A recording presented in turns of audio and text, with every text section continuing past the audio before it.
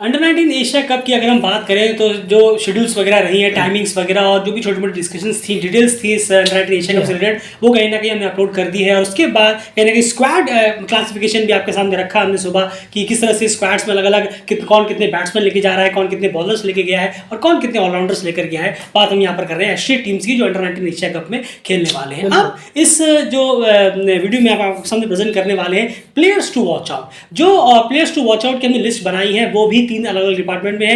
एक batting unit है, एक ऑलराउंडर्स है और एक बॉलर का यूनिट है। तो कुल मिलाकर 13 ऐसे प्लेयर्स हैं, 13 प्लेयर्स टू वॉच आउट जो डेलीगेट के नजर में रहेंगे कि देखना चाहेंगे कि ये प्लेयर्स किस तरह से परफॉर्मेंस करते हैं। इन्होंने कुछ प्रॉमिसिंग परफॉर्मेंस अभी रिसेंटली प्रीमियर कप में भी दिखाई थी, रिसेंट फॉर्म को हमने यहाँ पर कंसिडर किया है और उसके अलावा भी कुछ ऐसे प्लेयर्स हैं जिन पे नजर रहेगी। तो कुल मिलाकर तीनों टीम मिलाकर 13 प्लेयर्स यहाँ पर हमने लिस्ट में निकाले हैं और उनको अलग अलग डिवाइड किया है। आपको समझ बताते हैं कि कौन से प्लेयर्स होंगे हमारे वॉच आउट कैटेगरी में। और फिर जैसे हमारे players watch out category players सारे जानने के बाद फिर आप अपने भी रखिए कि इनमें से आपके कितने आपको भी किन किन प्लेयर्स का इंतजार रहेगा, किन की परफॉर्मेंस कैसी रहेगी। और इसके नामों के अलावा अगर आपके पास और भी कोई नाम है तो उसे भी आप कमेंट बॉक्स में जरूर बताइए और कि आपने नाम वो दिया और उसके रीजन भी जरूर दीजिएगा। सबसे पहले बैटिंग कैटेगरी से शुरू करें। देखिए जो आर्यन शर्मा है, मान के चलिए आर्यन शर्मा, अयान अफजल खान, गुलशन झा, ये तो बहुत ऑब्वियस से क्योंकि ये तो ऑलरेडी अपने टीम के लिए नेशनल में डेब्यू कर चुके हैं, वहां पर भी लगातार खेलते रहता है। अयान अफजल खान ने तो कितने मैचेस खेल लिए हैं, आर्यन शर्मा भी लगातार टीम के साथ जुड़े हुए हैं।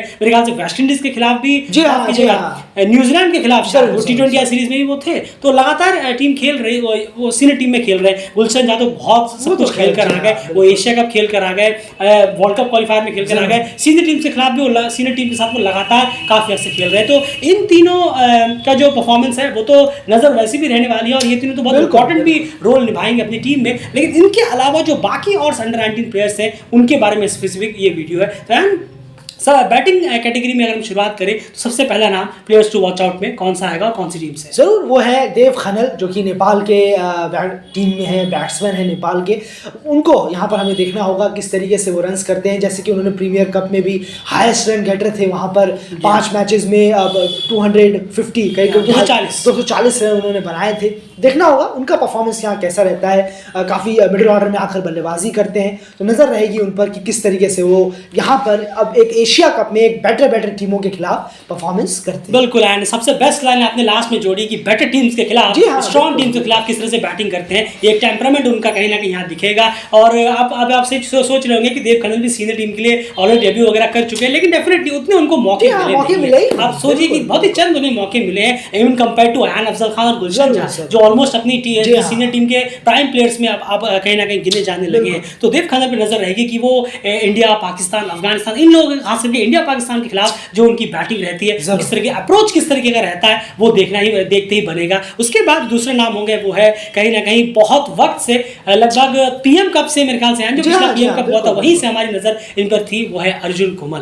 इन प्लेयर्स पे बहुत नजर रहेगी, इन्होंने भी जी हाँ। और इनकी सबसे बेहतरीन बात है कि ये पिच पे बहुत वक्त बिताते हैं, ठहराव लेकर चलते हैं, वक्त बिताते हैं। रन साथ में करेंगे जरूर, लेकिन आपको शुरू से ऐसा लगेगा कि बहुत रन ही नहीं कर रहे हैं, स्ट्राइक रेटिंग इतनी खास नहीं है। लेकिन ये जो एक छोड़ संभालने का जो इनका जो आर्ट है वो काफी कमाल नजर आता है। जितना भी अभी तक हमने इनको देखा है, फॉलो किया, यहाँ तक इनकी बैटिंग भी हमने पीएम कप में देखी थी, तो कहीं ना कहीं इस पे नजर आएगी कि ये कितनी देर तक अपने से स्ट्रॉन्ग टीम्स के सामने यहाँ पर कि अपने विकेट्स को बचा पाते हैं और साथ साथ में रन्स भी कर पाते हैं। तो इस क्या जो रोल वो निभाते हैं अपनी नेपाल टीम में अंडर 19 लेवल पर, क्या वो इन बड़ी टीम्स के खिलाफ भी निभा पाएंगे, स्ट्रॉन्गर टीम के खिलाफ भी निभा पाएंगे, ये देखना दिलचस्प होगा। उसके बाद तीसरा नाम कौन सा है बैटिंग में? वो भी बिल्कुल अगर हम बात करें तो वो दीपक बोहरा, जो विकेट कीपर भी हैं और बैट्समैन तो खैर वो है ही, वो यहाँ पर हमारी नज़र ज़रूर रहेगी कि वो कितना स्ट्रॉन्ग होल्ड देते हैं बैटिंग लाइनअप को। वो भी टॉप ऑर्डर में आ रहे हैं, देखना होगा किस तरीके से बल्लेबाजी कर रहे हैं,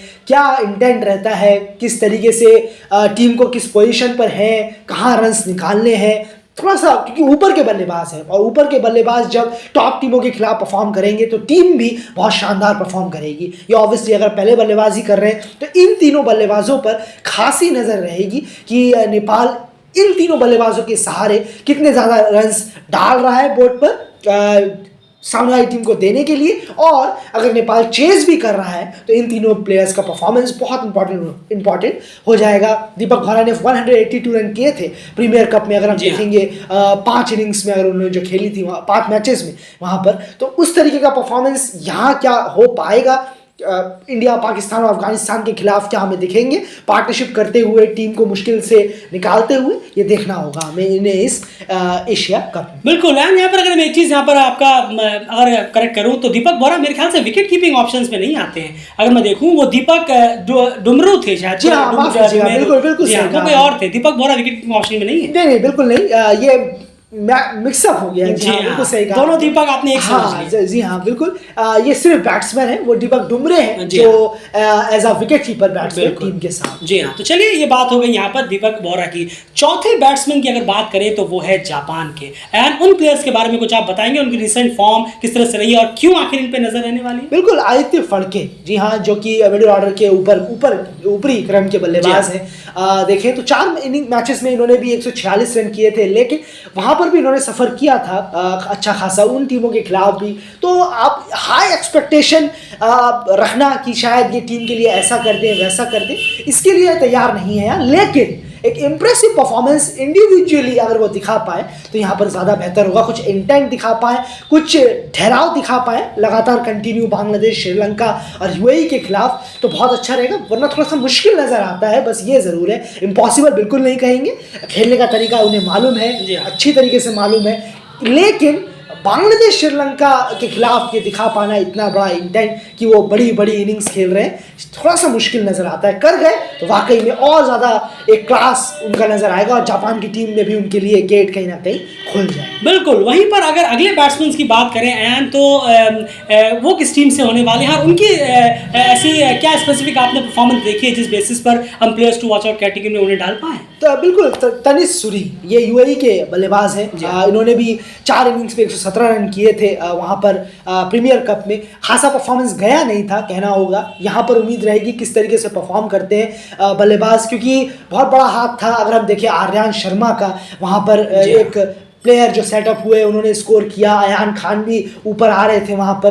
तो देखना होगा किस तरीके से तनिष सूरी भी वर्क करते हैं अपने इस एशिया अंडर-19 एशिया कप में। टीम के लिए क्या बेस दे पाते हैं या नहीं, टीम को एक बेहतर स्कोर तक पहुँचा पाते हैं या नहीं, और किस तरीके की इनिंग खेलते हैं, कहीं मार कर एग्रेसिवली विकेट, जो कि अप्रोच देखना होगा जो कि बहुत ज़्यादा रहता है यंगस्टर्स में, अपना विकेट गंवा देना। बिल्कुल। टीम ओपोनेंट्स की तो बाद में बात आती है, आप पहले कहीं ना कहीं अपना शॉट खराब अप्रोच से अपना विकेट गंवा देते हैं, कई बार ऐसा होता है। वो किस तरीके का अप्रोच रहता है ये नजर रहेगी। एक और बैट्समैन यहाँ पर मुझे इस लिस्ट में दिख रहा है, उनके बारे में अगर आप कुछ बताएं कि आखिर उनको इस लिस्ट में किन रीजंस की वजह से डाला गया और क्यों आखिर उन्हें हम प्लेयर्स टू वॉच आउट में देखना चाहेंगे इस टूर्नामेंट में? नहीं, जरूर। देखिए, कोजी हार्डग्रेव अब जो कप्तान है, एक तो ऑब्वियसली उन पर देखना होगा कि जैसे हमने कहा जापान टीम के, जी हाँ, जापान टीम के 4 मैचेस में 77 रन किए थे इन्होंने।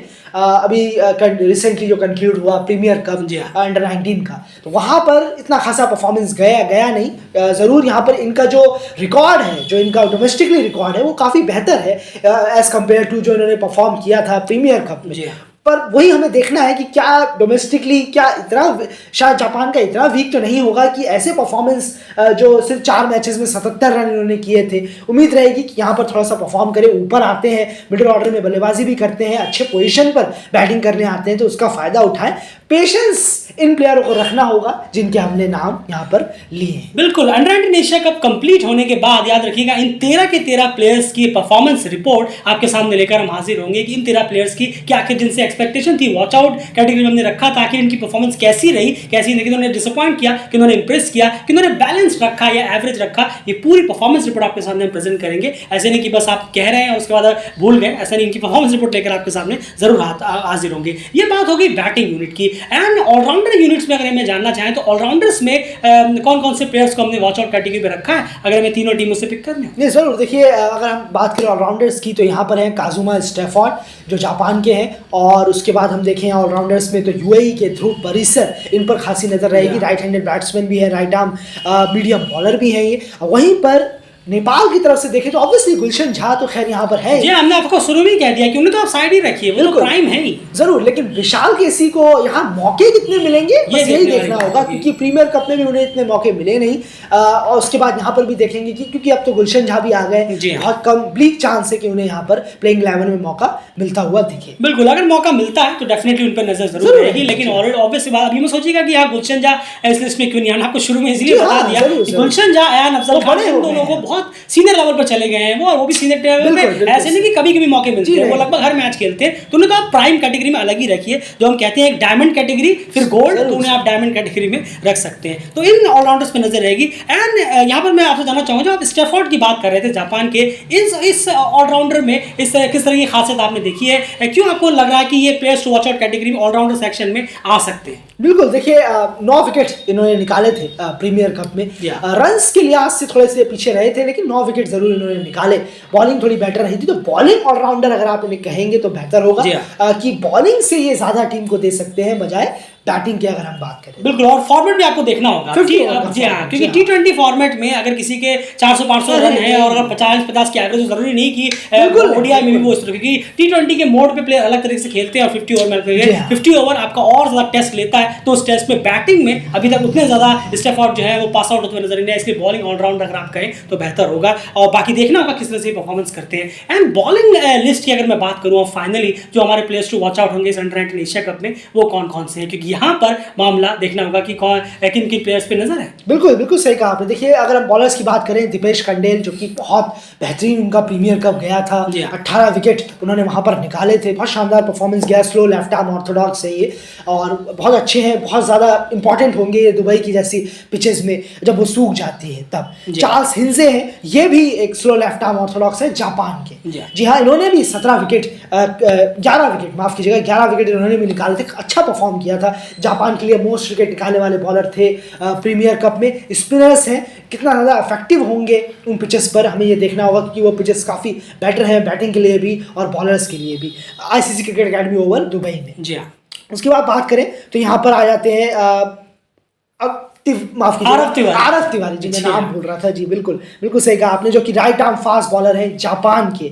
ये जी हाँ स्टार्ट करते हैं नई बॉल से, बिल्कुल ये काफी क्रूशियल होगा कि नई बॉल का इस्तेमाल किस तरीके से होता है जापान के लिए, क्योंकि जापान बहुत ही एक कहना होगा बाकियों के मुकाबले काफी कम स्ट्रेंथ के साथ यहाँ आ रही है, जो बाकी टीमें हैं ज़्यादा प्रिपेयर कर नहीं आ रही है। तो नई बॉल का इस्तेमाल, जो कि सबसे ज़्यादा मोस्ट इंपॉर्टेंट थिंग होती है ओडीआई क्रिकेट में, कि नई बॉल का इस्तेमाल आप कैसे कर रहे हैं, कितना ज़्यादा फायदा उठा पा रहे हैं नई बॉल से, ये आरव तिवारी पे खासा रहेगा। वहीं हरीश शेट्टी की बात करें, जी हाँ, जो कि यूएई के right arm fast medium bowler हैं, इन पर भी खासी नजर रहेगी नई बॉल से शुरुआत कराने के लिए यूएई के लिए। बिल्कुल, तो ये कहीं ना कहीं प्लेयर्स टू वॉच आउट हमने जो आपके सामने 13 नाम रखे हैं, इन्हीं प्लेयर्स पे नजर रहेगी लीड की, और इन 13 के 13 प्लेयर्स की परफॉर्मेंस रिपोर्ट भी इंटरनेशनल एशिया कप कंप्लीट होने के बाद आपके सामने प्रेजेंट करेंगे, किस तरह से इनका परफॉर्मेंस रहा, अच्छा रहा, खराब रहा, या फिर कैसा रहा, बैलेंस रहा या फिर एवरेज रहा। अब इनमें से अगर आपको कोई 5 नाम पिक करने हो जिन पे आपकी भी नजर रहेगी, जो कि हमारे साथ भी है, तो आप उसमें लिख सकते हैं। बाकी कोई और नाम जो आपको लगता है कि जापान से, यूएई से या फिर नेपाल से कोई और नाम जिस पे आपकी नजर है कि हाँ इन प्लेयर को देखना होगा कि ये प्लेयर शायद चल सकते हैं, या फिर ये प्लेयर कहीं ना कहीं अच्छा कर सकते हैं, या फिर जिनमें कोई आपको प्रॉमिसिंग साइन नजर आया हो, आप कमेंट बॉक्स में उनका नाम जरूर लिखिए और मैं भी उसके बारे में जरूर इन्फॉर्म करिए। ओवरऑल ये 13 यहाँ पर प्लेयर्स रहेंगे। एंड अब मैं आपसे एक चीज पूछना चाहूंगा क्लियरली, अगर आपको तीनों टीमों में से एक प्लेयर पिक करना हो जिन पर आपको बहुत ज्यादा नजर रहेगी, ये समझ के चलिए कि शायद आप इनिंग ही देखना चाहेंगे इनकी पूरी की पूरी थ्रू आउट टाइम निकालकर, वो 3 नाम कौन से होंगे? एक नेपाल से, एक यूएई से और एक जापान से। वो 3 प्लेयर्स आपके कौन से होंगे? किसी भी कैटेगरी से हो सकते हैं आपके वो 3 नाम, जिनके लिए आप डेफिनेटली अपना टाइम स्पेंड करना चाहेंगे उनकी कंप्लीट इनिंग देखने की, चाहे वो बॉलिंग से, ऑलराउंडर से हो या फिर बैटिंग से। बिल्कुल, देखिए एक तो होंगे जरूर यहाँ पर काजुमा स्टैफोर्ड जो जापान के हैं ऑलराउंडर, और दूसरे यहाँ होंगे नेपाल के देव खनल ऑब्वियसली, और तीसरे यहाँ पर होंगे तनिष सूरी जो कि बैट्समैन है। अगर हम बात करें, आप इस 13 में से बात कर रहे हैं? जी इन 13 से ही कह रहा हूँ। ओह माफ कीजिए, मुझे लगा ओवरऑल। नहीं, मैं इन 13 प्लेयरों से बात कर रहा हूँ। नहीं बिल्कुल, अगर आप देखेंगे तो दीपेश कंडेल यहाँ पर जरूर आ जाते हैं, जो बॉलर है, कहना होगा एक, अगर आप तीनों एक टीम की बात कर रहे हैं, जी हर टीम से एक प्लेयर पिक करने हैं इन 13 में से। बिल्कुल बिल्कुल, देखिए वह मुश्किल भी है क्योंकि काफी अच्छे परफॉर्मर है ये सब, अगर हम बात करें तो ऑब्वियसली है जापान के अब यहाँ पर एक काजुमा स्टेफॉर्ड है, यहाँ से नेपाल के लिए ऑब्वियसली है, देव खन्ना को ज़रूर यहाँ पर देखना चाहेंगे। और वहीं यूएई के लिए अगर आप बात करें तो हरीश शेट्टी को आप देख सकते हैं नई बॉल से, जो क्योंकि बॉलर्स को मैं थोड़ा सा इधर ज़्यादा देखने की कोशिश करता हूँ। जी अगर आप देखें तो आप ऑब्वियसली हरीश शेट्टी वो नाम होंगे। आपको क्या लगता है अर्जुन कुमार के बारे में आप क्या? जी हाँ, मैं यही कहने वाला था कि मेरी नज़र अर्जुन कुमार पर रहेगी और उनकी इनिंग डेफिनेटली मैं तो पूरी देखने वाला हूँ, क्योंकि अर्जुन कुमार पर बहुत ज़्यादा इंप्रेसिव उन्होंने किया है और मुझे इस तरीके के जो बिल्डअप वाली इनिंग्स होती हैं वो मुझे बहुत पसंद है। और कोई हैरानी नहीं है कि आसिफ शेख हमें पसंद इसीलिए आते हैं क्योंकि वो भी कहीं ना कहीं अपनी इनिंग्स को बिल्डअप करते हैं। बिल्डअप से मतलब धीरे धीरे धीरे धीरे बिल्डअप करते हैं, लोगों को लगता है हाँ उधर चल रहा है, लेकिन ये बिल्डअप करते करते एक स्ट्रॉन्ग इनिंग जो होती है, वो स्ट्रॉन्ग इनिंग का एक और एग्जांपल हमने देखा था जब आसिफ शेख और संदीप रामीचांद के साथ एक पार्टनरशिप हुई थी यूएई में क्रिकेट वर्ल्ड कप लीग 2 में इसी साल, आपको याद होगा, जहां पर लगभग 70 पे 6 या 7 हो गई थी नेपाल। वहां से आसिफ और संदीप ने वो जो इनिंग थी उसी कुछ इनिंग्स को हम बिल्डअप इनिंग्स कहते हैं और भी बहुत सारी इनिंग्स रही है। तो अर्जुन कुमार वो करने में बहुत ज्यादा उन्होंने अब तक तो दिखाया है कि उस तरह की इनिंग्स खेल सकते हैं, नजर उन पे भी रहेगी डेफिनेटली अर्जुन कुमार पर। और बॉलिंग यूनिट में दीपेश कंडेल पर डेफिनेटली नजर रहेगी। लाइन से कहा बॉलर्स किस तरह से रेस्ट्रिक्ट करते हैं सामने वाले अपनी टीम्स को, ये देखना बहुत दिलचस्प होगा और इन पे दारोमदार, इन 13 प्लेयर्स पे उम्मीद है कि दारोमदार रहेगा और ये पहले परफॉर्मेंस निकालने में भी कामयाब जरूर रहेंगे। हमने आपसे कहा कि अगर आपके माइंड में भी कोई प्लेयर्स है तो आप कमेंट बॉक्स में जरूर बताइए कि कौन से वो प्लेयर्स होंगे इन 3 टीमों से जिन पे आपकी भी खासा नजर रहने वाली है और इन प्लेयरों से आपको कितनी एक्सपेक्टेशंस है आउट ऑफ 10 जरूर कमेंट बॉक्स में कमेंट पे रखिए और क्रिकेट चैनल को सब्सक्राइब करिए। अंडर-19 एशिया कप की लगातार कवरेज यहाँ पर जारी रहेगी और कई सारे पोस्ट वगैरह स्टैट्स वगैरह आपके सामने हम प्रेजेंट करेंगे throughout the under nineteen Asia cup. Bye.